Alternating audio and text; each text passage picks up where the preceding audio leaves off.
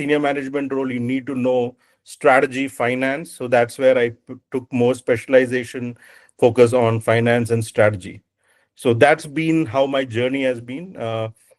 So I thought I'll start with the two career paths that I had taken as part of my journey. Again, each of you, I think, I know there'll be folks joining from different streams here. So there would be folks from the management streams and doing BCA, sorry, BBA, MBA, that, or you could have been in any other stream. So I'll talk about, kept only this one slider to be on a management stream, but then other slides would be common that anybody and everybody can, I hopefully can appreciate on it.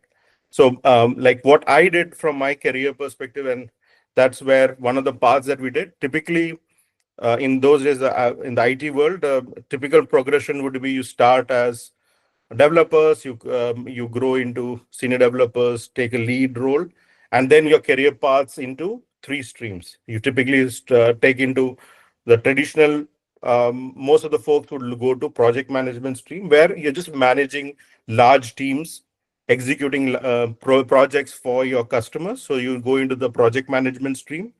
That's where you grow as a project manager, managing one project. As you grow senior, you become senior project manager, taking care of having multiple either project managers reporting to you or you executing a large project. So typical projects a project manager would be looking to handle would be anywhere from 5 to 15 people. Could be one large project or managing a couple of small uh, um, engagements at a customer location. And then, or you could be a senior project manager managing 30 to 50 member teams, large teams. They are broken into multiple.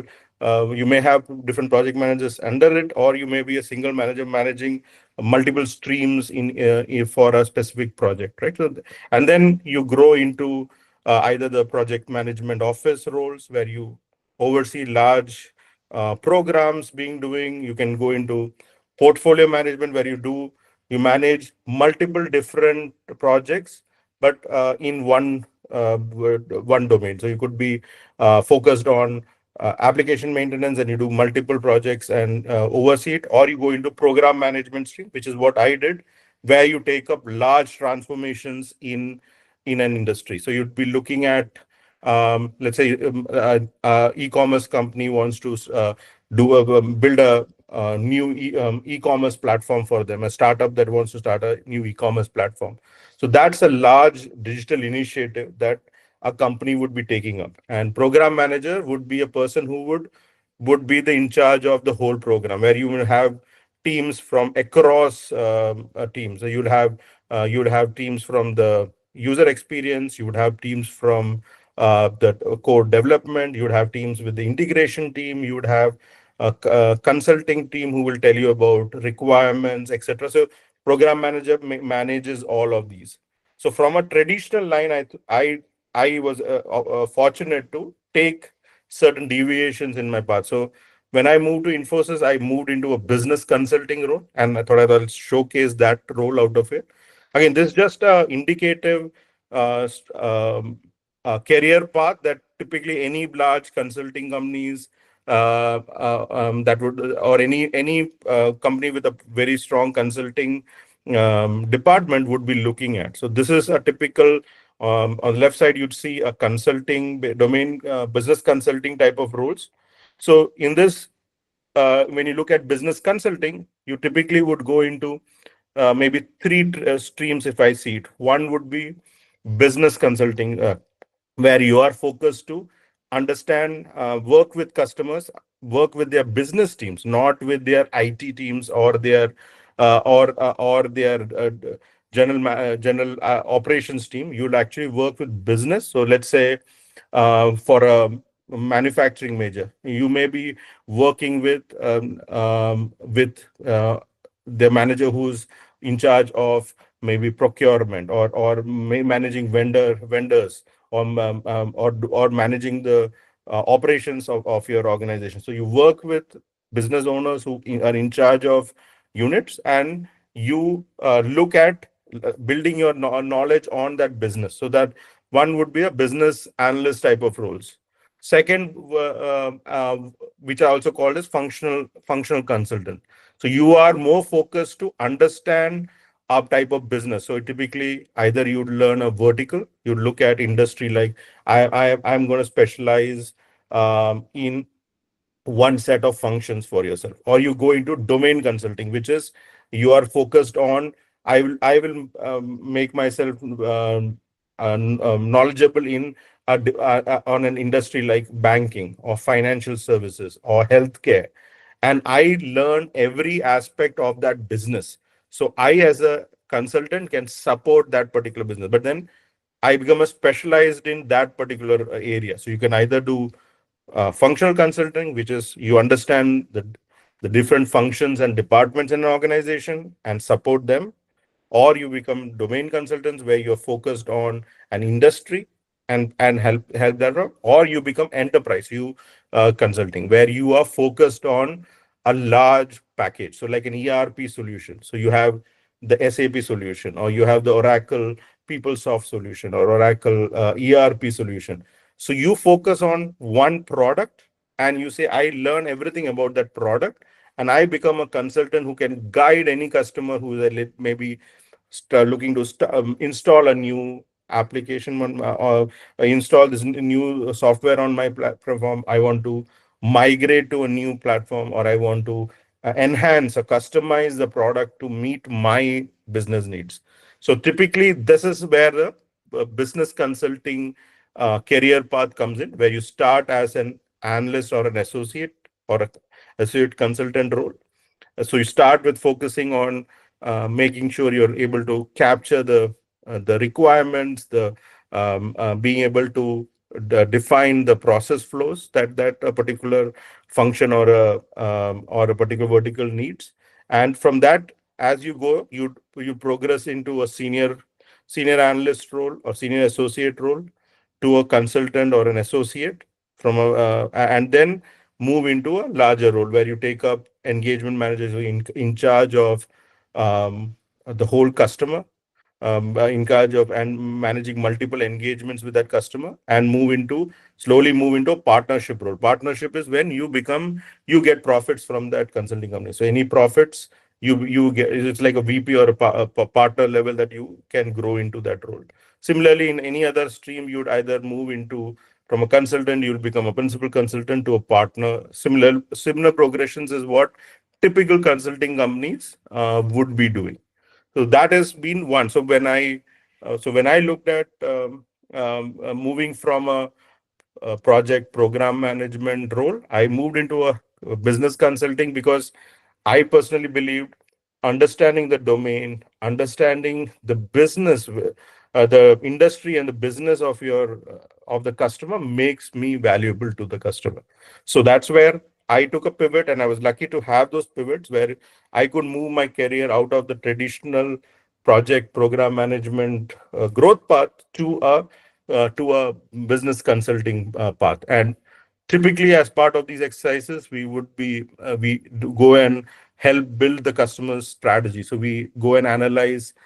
We do let's say SWOT analysis. We do a pestle analysis. So we use a lot of frameworks that in management, some of your management peers would have studied, where you look at lean business canvas. You look at different frameworks to assess how a particular customer is doing in his industry, and how is he doing compared to competitors. So you do a competitor analysis. So you do a lot of these exercises and say what are where are they lagging, where are they doing really good, and what initiatives can they do to actually to go ahead of the competition. So that is what that's the type of exposure that a business consulting type of profile comes. So for example, if, you could be absorbed by like PwC in India, and you could be put into tax. So in that case, you are more of a functional consultant. You grow into learning about the tax part of it, whether it is corporate tax, personal tax, depending on which department, and then you try to build your skill sets so that you can move from a base from an analyst or an associate to a senior associate to a consultant. And as you grow up, you means you increase your knowledge, capability, being able to do work independently, and then being able to deliver things. So that is how I see a lot of the aspects from a business consulting area coming in. And other piece I've taken, again, this is not the only career path. Please be just what these are things that I had gone through in my career, and I thought I can talk. And early 14, 15 is when India also started embracing a lot of startups. So we had, and I was lucky that Infosys at that time acquired three startups, and as part of the digital unit, I got a link to be part of engaging with that startup that Infosys had acquired, and also help build their products. So I got into a glimpse of the product management, and that is what the right side of this career path is showing you, where you have opportunities, and especially with the startups, the type of SaaS products that are coming, be it tech, fintech, healthcare. And again, India is core to it. If you see in Silicon Valley, you will have an Indian in any of these startups. Plus, in India itself, the amount of new startups coming up, new people looking at entrepreneurship and options. This is also a very strong career path where you move to instead of the traditional project manager, you're managing people and trying to complete deliverables. Here, product management is trying to understand what is the need a customer, or a customer, or a want that and your customer is having, and trying to build a product that meets their goals, right? So a best example is, I think all of you would, if you have seen the in YouTube, you search for videos of Steve Jobs, and the way, I think the biggest example is how he launched iPod, and also the iPhone, the first version of iPhone. So iPod, um, was Apple the best company to build the best music player? I don't believe so, because they were into core computers, right? So you know how they were building Mac, they're focusing on OS, etc. And was there a need? Not so, because a lot of us again, a lot of you may not remember it, but in our days, everybody used to carry a Walkman, and we used to buy CDs, pirated or original, whatever you get, whatever you could afford, and listen to songs, right? So you had Walkmans, or tape players, and you used to listen to songs. So think of what Steve Jobs thought when he looked at product. So this is the beauty about what a product mindset brings in and brings into the equation. So he identified a need, which the customers were not telling. So most of us would buy a CD because I would like one or two songs, but I ended up buying a whole album. I'll buy a CD which will have two sides, and I will be listening to. I'll buy some a CD of a movie or an album, and I might like only one or two songs out of it. So, and but nobody was complaining, right? People thought that is the way it is. You have to buy a CD to listen to the song. If of the best of the singer you like, hopefully you like more songs out of it, but you would initially buy it only for those one or two hit songs, right? So he identified a need which was not something that the customer had not yet thought about or said they wanted, to have a device that allows you to buy just one song. If you want just one song, you just buy one song at a very low price in cents. In US, US cents, you ended up paying $5, $10, $5 for the whole album. You're paying in cents to buy a song. Okay, and and he focused. So, and there were other players coming way ahead of them. So we had Zune, we had Microsoft, we had so many other players who were bringing MP4 players, but they focused on technology. This would be, I had 100 GB or 5 GB or 10 GB spaced devices. So all were competing on how to make it a technically good product. While he said, when I am looking at a product, I am looking at making it the most simple way of experiencing, focusing on experience the customer feels when they use my product. I'm not focused on technology. I'll not sell a product saying this is 100 GB. This is the fastest machine. This is a, because he says that's only a technical thing. That's just a differentiator. That is not what the customer thinks.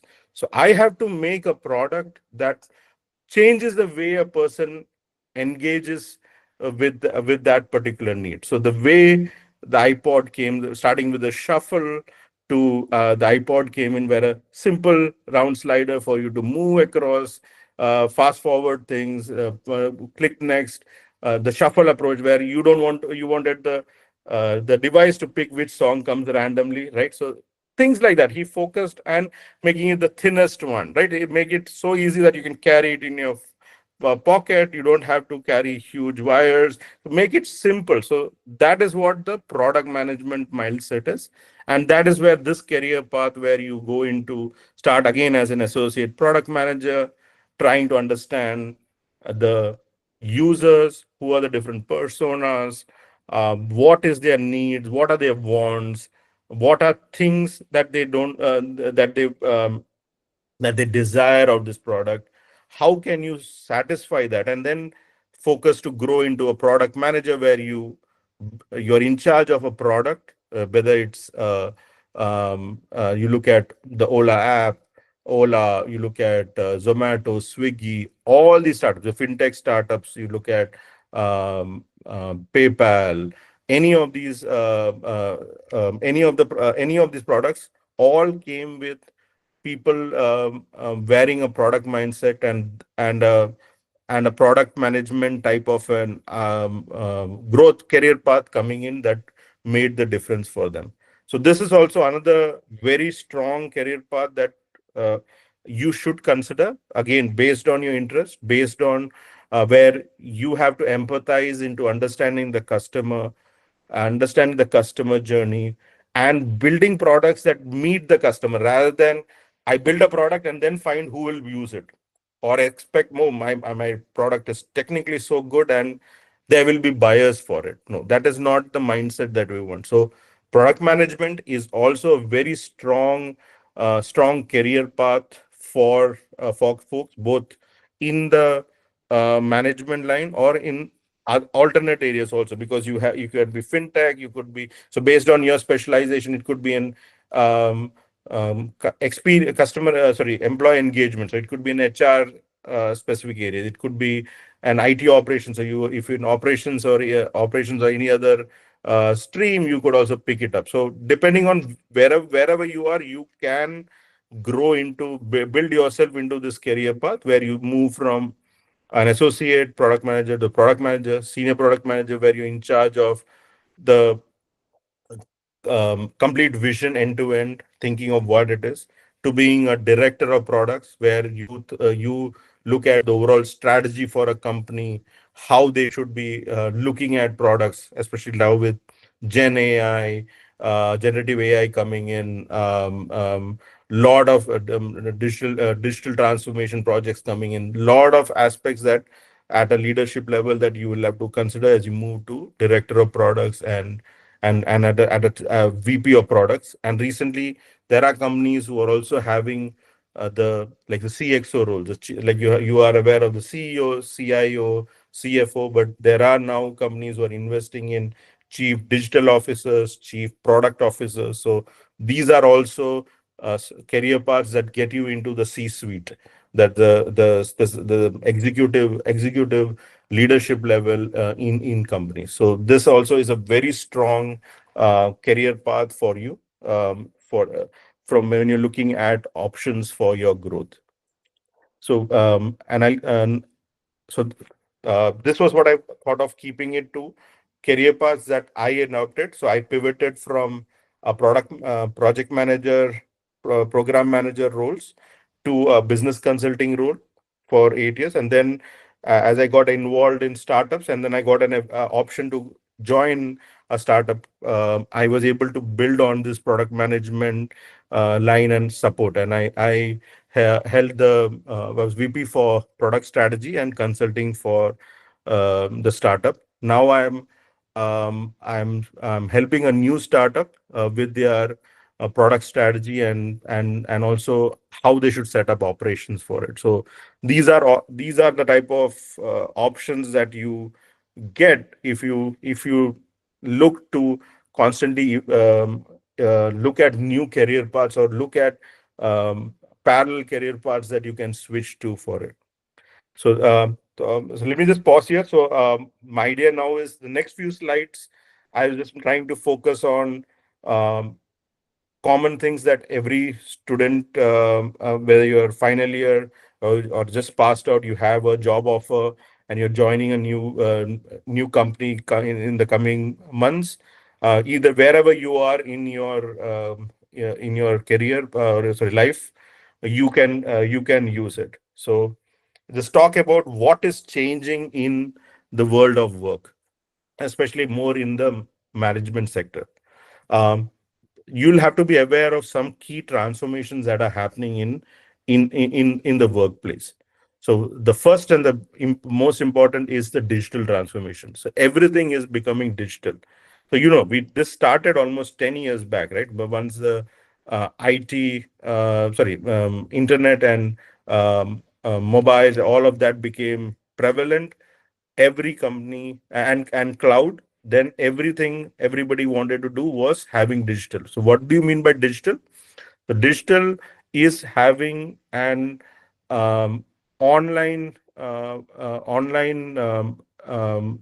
system that is able to do what your traditional work is about. So you are able to build systems. So in case of you managing a customer, you would have digital CRMs, where it's a customer relation management systems. You could have the e-commerce is what your traditional store used to go to buy things from the store. Now e-commerce is digital storefront for your business. So you're able to use e-commerce to be able to sell your products, which traditionally you would have wanted a person to come to your physical store and buy it, right? So digital transformation is about any function, any department automating the way they do their whole processes, where it can be completely done uh, o- um, o- online, um, um, online from that function perspective.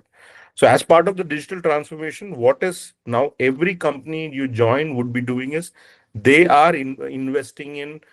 One is AI. So they are looking at whether they're using products or they are doing their own proprietary investments, or they're using platforms like Azure, Gemini in Google, or Amazon SageMaker, any system.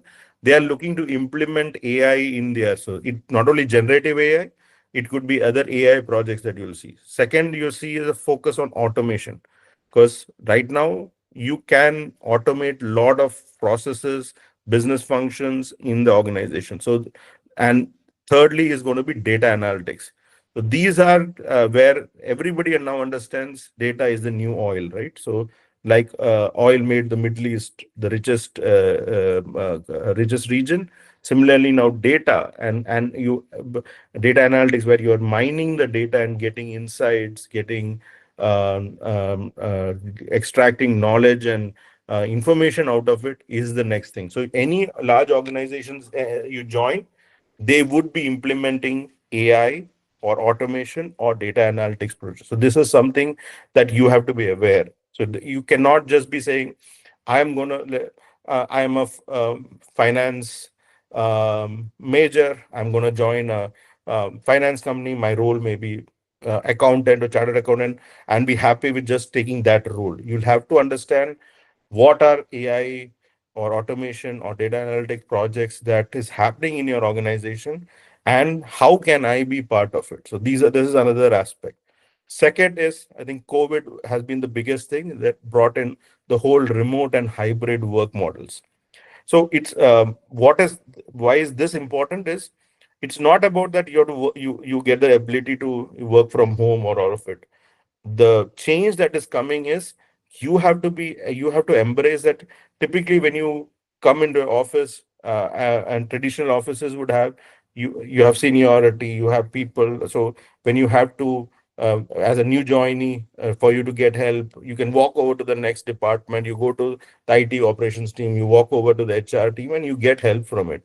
But here you'll have to be ready for remote to hybrid models where teams are decentralized. So you will have to focus on digital collaboration. So you shouldn't be, and again, you guys are in the you use social media, you use messaging platform, but more of you have to learn where you have to manage yourself so that you do and complete the work that is assigned to you, but also collaborate with people who are remote or working from different regions, right? You would have certain companies would have teams working in India, maybe in the Europe, in US, or in Asia Pac, right? So you have to constantly work with hybrid teams, remote teams. So you'll have to know that is another aspect. You have to be aware and be ready when you look at joining workplaces. Third larger things that's happening again more because of startups is we are now having what we call as a flatter organization. So earlier what happened, you would have you would report to a lead would report to a project manager would report to uh, director, and that's how your whole growth option is.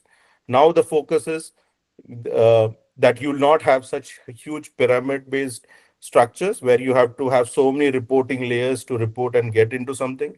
It'll be much more a flatter organization where you focus on there's more responsibility that is given to you to be able to manage and be cross functional. So you have to help work with other departments, work with other areas. So these are some of the key transformations that are happening, and the emerging sectors are where all of these is happening. Definitely is the fintech world, because a lot of technology based fintech solutions are coming. Healthcare, because again healthcare is completely getting disrupted. There is also is startups coming up. So a lot of changes in the way traditional careers or how you expected companies to work is changing because of these. So this is about how the world is evolving. So what are the HR demands or trends that you have to be aware of? So what are employers looking for you? So again, immaterial of what role you are looking at, they are wanting you to one understand, build certain skill sets. One, a data driven decision making. So you have to be able to understand now everybody is going to be investing into data. So data about um, who is engaging on your products, maybe how they are using the products, data about all the transactions and information that is being captured by your product. So data is going to be very important, and you having capability like you using business intelligence. So that is business intelligence is being able to slice and dice the data. Whether you, it's not about the tool. You could use an Excel, you could use Power BI or other systems or reporting tools. But the idea is being able to slice and dice the data and understand it. So data driven decision making is going to be very important. Second is digital literacy, and digital literacy is more about you being able to be comfortable to try new tools. So you'll have productivity tools now with generative AI. I know there are negatives about what your professors will say. Don't use Chat GPT to write assignments, but the idea is use these tools to improve how you should have written that assignment or give pointers. So using generative AI tools, using other productive tools that you can use for your personal aspect, for your work, is also very important. So you have to focus on uh, trying out new tools that help you part of it. So that is this digital literacy aspect. Third would be adaptive leadership. So here you have to understand, for from in the industry today, every 6 to 1 year we are worried that things are changing. Like 2 years back, before OpenAI, there was the world was very different. Now with OpenAI coming in, and after that, so many new generative AI models coming, everything has changed in the workplace. The way people do programming, the way finance department uses teams to do it, how in legal, how people are using, were earlier using only people to go through data. Now they're using AI tools to go through huge amount of content. Generative AI to pass through huge amount of volume of data and get you insights out of it. So you will have to understand that there is always going to be an uncertainty and change. So you have to be ready to keep changing to new things, new technologies, new trends, that you will have to keep adaptive. So adaptive leadership is also going to be a key trait for you. The last 2 points, as we are getting more global, you will have to worry about working in a diverse, inclusive teams, and also having a global mindset. That means you'll have to understand what are international practices, how you have to be aware. It cannot just be that you're comfortable only working with um, other people in from your own state or from your own country. You'll have to be aware of what are cultural dynamics, what are practices that other people from other countries, other regions are following. So you'll have to build the inclusive and a global mindset. So these are key aspects that you will have to be aware of, that employers are going to look for you when you're looking at joining a new company. Okay. What are the emerging roles? Again, this is just my perspective. Again, this is not the only set of roles. Please don't mention. What I was talking about is like the growth sectors. I see healthcare being completely now. There's going to be huge amount of changes in healthcare. How healthcare is managed all over the world, right? Not only India. There is You're already seeing e-commerce, digital retail completely disrupting the whole how we are doing shopping. Your Mintra to Amazon to Flipkart to right from a milk basket to every way, any sector you want to, pharmacies being online. So e-commerce and digital retail is a key growth sector. Startups, as I was saying, is also a key aspect, especially India. Startups and product management is going to be a key aspect. Technology based project management. So earlier I said the generalized project manager, where you just focus on managing people, deliverables is not enough. You have to be technology, keep yourself active and knowledgeable on technology. So technology based project management is going to be key. And lastly, the fintech world, the financial technology management. This is also completely disrupting the way we did banking, loans, insurance. The whole banking, financial insurance vertical is completely getting disrupted with the fintech. And India is one of the leaders in the fintech market. So you've seen UPI, you've seen a lot of these things coming in, which have completely disrupted the way we do banking. So these are some of the growth areas. Again, not saying these are the only ones, but these are some things that help you, and some also what changes that you'll start seeing in organization as you join. So the traditional HR management will be more seen as a people experience designer, people experience manager, right? So they are interested to leave experiences for people, like especially the Gen Z and the upcoming generations, would their expectations in workplace is different. So as you also get into a career, you can't think like a traditional role, what HR manager would do, or an operations manager would do, or a marketing person would do. You have to completely change to what is the relevant of this particular generation. So based on that, how marketing, how you'll have to look at digital and social based marketing strategies. Operations cannot just be just physical operations, right? You'll have to also think of digital operations. So a lot of these are also aspects that like a project manager now, having being like a coach or a scrum master who is guiding rather than managing a team. So these are role changes or dimension changes that are happening when in job in the current market. these are some things just wanted you to be aware of, that these are things that are changing in the uh, emerging job roles, and what are the career options that you that you get to see. The next two slides are more of what skills and what you should be doing. From my perspective, the essential skills that you should focus, as I said, one is being understanding data analytics. That is very key. You will have to be able to analyze data, um, um, and being able to use any tools or techniques that help you do data analytics.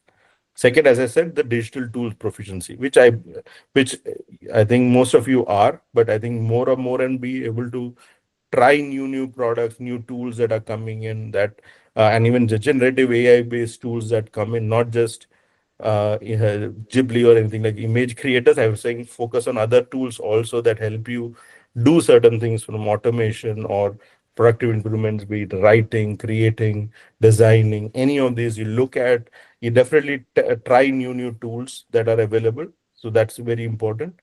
And the last is also going to be continuously focus on industry specific technologies. So these are technical skills. Adaptive skills, as I said, one has to be um, adaptive problem solving. As I said, things are changing very fast now. Every 6 months to 1 year, every company in the world is worried that something will come and disrupt them. So you will have to be comfortable in this uncertain world. Okay, and that is where this adaptive thing is. This, any new opportunity comes, pick it as a challenge to try to work with your work and try to find a solution for it. Second, I think communication is, whatever you call it, the business communication is the critical. So as long as you are able to talk well, convey your points, present your ideas correctly, unless you do that, you will never succeed, because people, and you have potential, you are like an iceberg. People don't see the 90% of the skills that are there inside you, right? They only get to see the 10% skills that you are able to display in the world. And that is what the why business communication, digital communication is very important, because building a presence for you, building your own brand, and you being a brand ambassador of yourself is going to be key. So these are some of the skills that I believe is key for uh, f- um, from any person who is joining an organization and wants to have a very good growth, career growth in the organization. So these are some of the skills that you should focus on. Um, um, Put the next two slides on what, again, this is more applicable if you're in the final year. What are recruiters interested when they come to interview you, right? So one, they would want to see what are initiatives you've taken. So whether it is cultural events that you're doing, maybe clubs that you are joining and doing something in your, whether it's a science club, it is a robotics club, what are things that you as a self-started have done work on, and what has the what has it taught you? So that initiative is one going to be very key. Second is applied learning. So saying that theoretically I know how, let's say, IoT works, or I know how, I can build a circuit, doesn't help you. You will have to show how have you applied it. Have you done a project where you applied that theoretical knowledge and shown an practical applications of it? So that is going to be another key aspect. Second is collaborative. They want to see whether you can work with different people, different teams. Are you just a lone wolf that only can work with himself? I'm really great, but I can't work with anybody. I have conflicts when I work with people. So definitely a collaborative mindset, being able to show that you are able to work with different people, difficult people, being able to do those things. Some of the things that stand out, I think, and many of you, where I've visited a lot of the colleges, I see a lot of you guys doing a lot of internships, doing a lot of project cases. So make sure you build a portfolio of things you have done. Even you doing, as part of your projects, also you do analyzing a company, you're doing even in management, or if you're in engineering, you're doing some projects that are related to your stream that you have picked. showcase those. So portfolio of relevant work you've done. Is there any hackathons or any other type of industry events or student events that you participated? So make sure you showcase all of these, because this is what a recruiter coming to your whether it's coming for a campus interview or post college, when you are going for job fairs, etc. These are ways you would be able to showcase your skill and differentiate yourself from the millions of other, or thousands, hundreds of thousands of people who are also there and applying for the same job, right? So look at ways that differentiate you, showcase. Again, I'm not saying boast of things you have not done, but make sure that you focus and use your time to do and invest time into building some of these experiences, whether it's internship, doing some work, case studies, work, your own self projects. That is going to be key. And the second part of it. So if and when you get recruited, when you join a company, the first 90 days are going to be critical, because that is where the expectation, not that you'll do miracle work. The point is how well you get onboarded and join a company. So the importance that they want to see is adaptability. You're understanding how the company culture is, how are the systems, how to build relationships in your organization. How are you taking initiatives when you're free? You are initiative to contribute in something that something is happening in your department, in your office, being part of this initiative. So proactively being involved, take feedback. Some of the organizations are very mature. They'll identify mentors for you, but depends on where you fall. Sometimes you're hired with a project already in plan, so that you just directly join a project team, and you're some people are after completing training, you join a company department, and you're waiting for projects to be assigned. So you don't know which way you're going to go through. So take any opportunity you get to showcase, one, learn, adapt, and also build relationships in your organization. And second is, when your first year or subsequent performance interviews, there would be goals that are assigned. So understand what your job role is, what are competencies they are expecting from that job role, what are the goals that are set by your manager, and then make sure that you're able to show growth. How are you improving your competency? How are you doing initiatives to do it? How are you proactively building, working on relationships to do it? So so these are aspects that when you join a company, it is very critical for you to focus on and do. And this is the way you differentiate and succeed in it. So the opportunities, any organization, anywhere you join, opportunities are limited. So you will have to take the initiative to to showcase yourself and pick it out. So here I'm not going to spend some lot of time. Just wanted some practical steps that as I was saying, take a self analyze yourself. What are your skills? What are gaps? Whether it is English speaking confidently, fluently, if that's your concern, then focus on that. If it is practical aspects, see how you can get engaged. But there are a lot of forums that will help you do it without you having to spend money on it. There is a lot of access to free content which will help you learn new skills on the platform. So make sure you do that. Also look at any professional industry professional organizations you can join, where you can help build that skill out. So you get, as part of students, you get lower fees for joining a lot of organizations, be let's say Toastmasters, PMI, different organization chapters and groups are there where you can traditionally join and do aspects of it. So those are aspects that you do.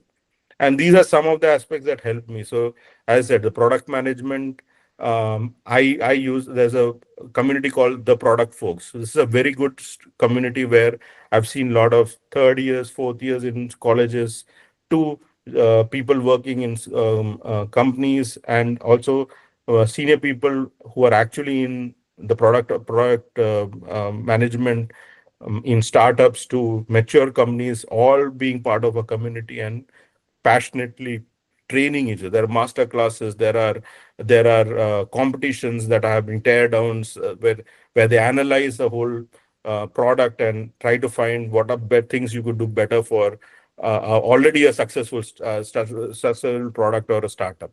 So there are a lot of such occasions that have happened. Other one is, for me, the PMI was good because it helped me pick up business analyst, project manager, program management type of skills. And lastly, also Toastmasters was one. Again, I'm not limiting to these. I'm saying these are ones I had used, where I could improve my communication, English speaking confidence for it. So these are some of the things that helped me. But I thought I'll pause here and then take opportunity to keep open it for Q&A with the team.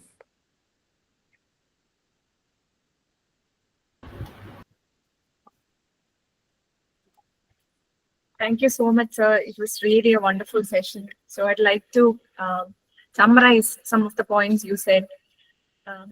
You explained about the product manager career path and dynamics of product management, the evolving world of work in management sector, where technology, digital transformation plays a major part. You said about remote and hybrid work models comes to play, current HR demands and hiring trends in the management, and you really said about what really employers are looking forward in this technologically sound time period. So, and really what's importance of increased competency based hiring trends play the role, emerging job roles and career opportunities, and you well explained about the essential skills for success. And you have really understood what are the expectations or what are the interest of our audience, and you explained about the industry expectations during college recruitment, and that was really wonderful, sir. You put a lot of time to understand the real dynamics playing in the industry and academic level, and explained about the tech aptitude and collaborative mindset, so how much it is important in this hiring and taking the career to the next level. So, and also you have included the practical action step for the students. That's an extra strategic approach for the students to take their career journey to the next level. That is wonderful. So it was really insightful, and I hope all the audience, all the students, and all the learners, tech enthusiasts over here are really insightful lessons from your class. So now it's open for question answer time. I request those who have questions kindly unmute and raise your question. So Vivek sir is here to answer your questions.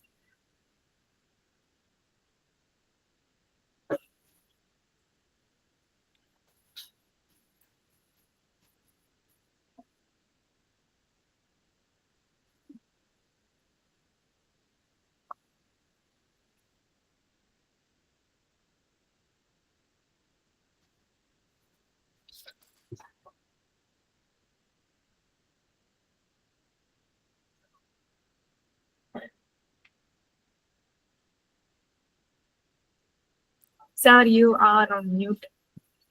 Oh, sorry. I was what I was mentioning was typically in any of these forums, the first person who has to ask the question is always the Yeah, toughest. So, that's always the starting trouble is there. so that's common everywhere. Anywhere you go, it's Yeah. the same. It's not related to any session, but um, yeah. Any question? Because I'm not aware of all of your current streams that you're working in. I know a good portion would be in the management space. So yeah, So we have got a I think question that's in the chat box. okay. I'm planning to do an MBA this year. I like to land a management consulting after this. What are the things I should do during my 2 years journey? Okay, so uh, so okay, from a fresher perspective, when you're doing a full-time MBA, right? Typically, you do after CAT, you're getting into MBA. You'll already be doing a specialization. So you'll either pick up one of the streams, like you'll either be in finance or operations or marketing or HR, whatever your roles are, right? So the key things from a management consulting would be you'll have to look at, as I said, the key aspects about management consultant would be either you'll have to be ready to pick a domain or a functional area that you'll have to build up. So that is one. I know in college you'll not be able to pick on domain because you will not get that industry experience for it. But what you can focus is you can definitely focus on your interest area. So let's say you are excited. Yeah,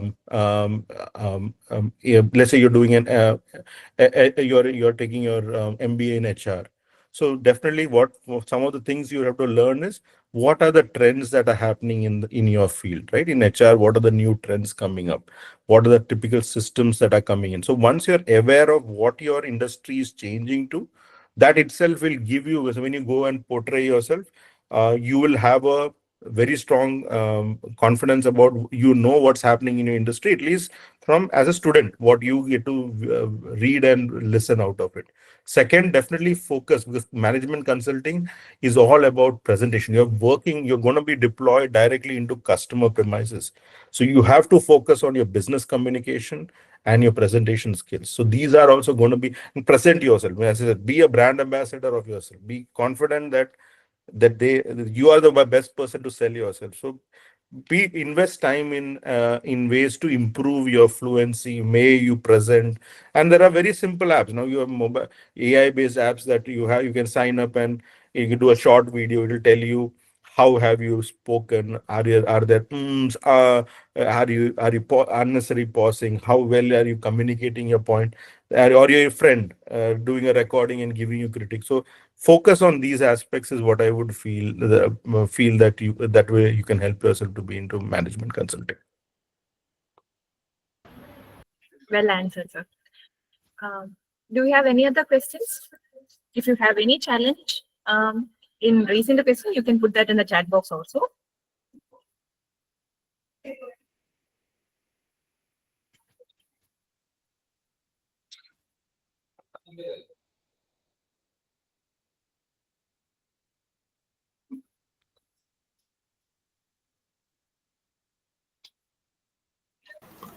Is it really necessary uh, uh, for a person to pursue masters to get a good career in tech field? So I would I'll play it in both places. So one is um, you in the tech, if you're focused on tech field, no, I don't think. Okay, so let me take a step back. Right now, I would see there are lot of companies who are directly hiring through hackathons, doing things. So to succeed in tech field, I think it is your initiative to learn and be part of it. So there are sites like Kaggle where you can sign up and do, if you're interested in Python, data analytics, AI based. So there are forums where you can join in and showcase, and there itself in Kaggle, the moment you get a high rank, you're recognized by your peers, that itself opens up a whole open doors for it. So I don't think masters is a requirement, but masters has applicability. So if you're taking a master in a very specific field, like for my startup, we hired people who took master. We didn't go only for we had traditional uh, developers who came from an IT background, but we also paired them with people who did masters in economics, who did masters in statistics, who did masters in maybe some of the AI based capabilities. Because what we felt is pairing people who one come with a core programming mindset, and also getting people who know statistics, maths.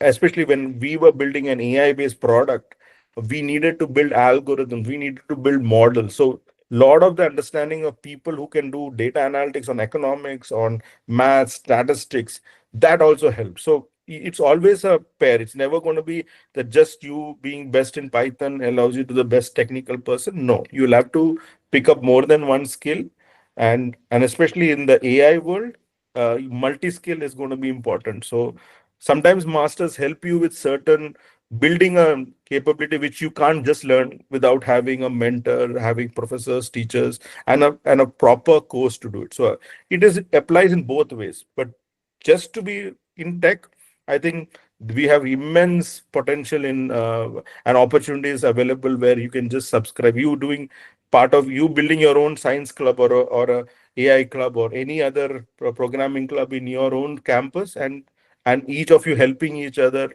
do a lot of as a practical applications, buildings, trying to build certain products, prototypes. All of that is going to you can showcase that and also be part of, I think, do at least one hackathon. Then that gives you that exposure to be able to compete and excel in the tech field. That's what I feel. I hope I answered your Yeah, question. sir. That's well answered. So adding to what Vivek sir said, I'd like to mention about DWMS platform uh, of Knowledge Mission. Actually, DWF platform is a best platform for learners and job seekers, in which we have a numerous domain-based job courses are there, in which particularly selective best management courses are also there, which you have already mentioned, sir. I'd like to list some of them, including logistics and supply chain management, warehouse and inventory management, project management courses. There are different sub courses in that. Business re-engineering courses, training and development courses, work readiness programs are some of the best courses available in the portal. So you can also refer to. Most of you have already registered and logged into the DWMS portal. If some of you have not done that yet, please refer to that and log into the portal and get familiarized with the courses. And the chance of getting the job, as said by Vivek sir, is high if you are technologically sound and technically sound at the same time. So that was well answered. Thank you, sir. Very true. So, Very true. Yeah. So writing the next question. We have already icebreak the first two questions, and we are expecting more questions really coming from the audience. Yeah. Do feel free to ask questions. We have the right person here, Vivek sir, I'm really wondered how we have beautifully passed your career path, right? Starting from a system engineer. You have started your career path from TCS, right, sir? Yes. And now you have become the vice president of such a big organization, and like it was really a learning together with a vision journey. So we wish all our audience will have the same through your words. No. Right. So what I would also say is, see, even today, for me, there's one mantra that I've followed. Every day, if I get to learn one new thing, that's the day I've learned the most. Okay, that's so. And in this today's world, I think the opportunities are there. I sign up to Coursera again. I don't take up all the paid programs. Also, don't think that, oh, okay, a person at a senior role is only able to take those opportunities. So there are a lot of courses I just sign up just because I get an exposure with maybe a professor who or an expert in from other countries, right? So you get a different feel. Your professors are great, but you also get to learn from some industries or coaches outside. So definitely one use opportunities. I use edX, Coursera, and then some which I really like, I may purchase from Udemy or some other site. So one, definitely learnability. Second, which came very late for us. Typically, we always do it after 5 to 10 years of experience. Books. I think read a lot of books. Again, there are self-help books that don't have to only read your industry or your stream books. I'm saying self-help books, management books, books from, and also finance, or personal finance. Also, a lot of these things itself will learning any of these will also come into the way you do your work, right? When you know personal finance, even for me, being an engineer, we never learned finance. In school, we are not talking about finance. Engineering and day-to-day work, you're not used to day-to-day finance. But learning finance as part of my MBA has been an eye-opener for me. Accounting, finance, being able to understand what a financial statement is. I'm not saying I'm an expert in it. I'm not gonna, but being literate is what I'm saying. That where you understand when some terms are being thrown. So focus on books, self-learning. going to be key in any day of your career. I'm saying not at right now because you're a college student, but anywhere in your career. And second, which I personally believe is you can pivot your streams. Today, as maybe our parents or a generation before it did not have those options. When you are, let's say you are in healthcare, you'll only be in one line. Here, even in this, I was able to shift four streams. So I believe each and everyone would get that opportunity in your life, but be ready for it. Means, and you have to demand. In some cases, you'll have to demand it. You'll have to work for getting a stream change, and each stream change is going to be a life-changing thing for you because you learn so many new things, right? You are able to experience so many new things, and that will completely change the person you are from what you were yesterday. So I believe these are two things that stand out. Just keep reading books, follow good reads, go to any good site, blog sites to see what are the happening books. I'm not really saying help. Do fiction also. Do love poetry. There are people who read a lot of things, and everything that you read will always contribute back into your career and your personal life. That's what I feel. Yes, sir, that's well said.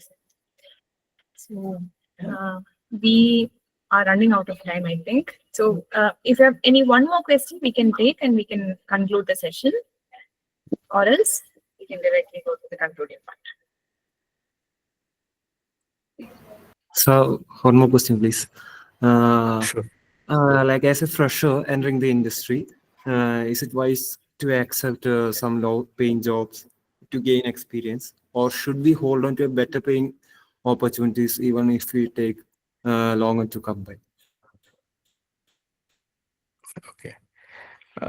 It's so it's a little tricky job. So a tricky question actually, I say, because what first thing I think we all have to understand is each of our sorry background is very different. Means that there may be family pressures, there may be other issues that each one and each one is unique. Okay, so don't compare, never compare yourself with it. So if there is a constraint that you have to take up a job, may not be the best company you want, or it's not dream company that you want, but as long as it is an area that you'll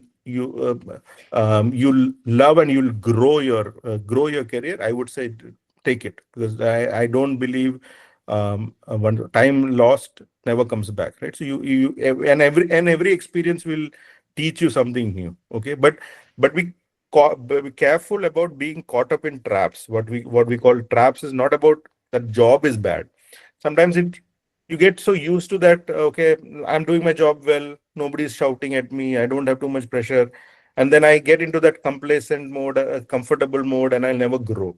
So make sure that you always keep that vision. Okay, this job has not been what I wanted, but it's helping me grow to the dream job I want to go to, or it helps me solve a problem from maybe my personal side, my family side, then it's okay. And there's never, and see, career that because you join this job, your career doesn't stop, right? It is just one, the first step that you took, or the first couple of steps you took. Your life is long, I believe so. So definitely you will, but keep striving. I think have a vision of what you want to be, and you can keep changing your visions as you grow. You may want something today, tomorrow you may want to be something else. So always keep that point of view. So I think it has to be personal, because you'll have to take that call yourself, Ashik.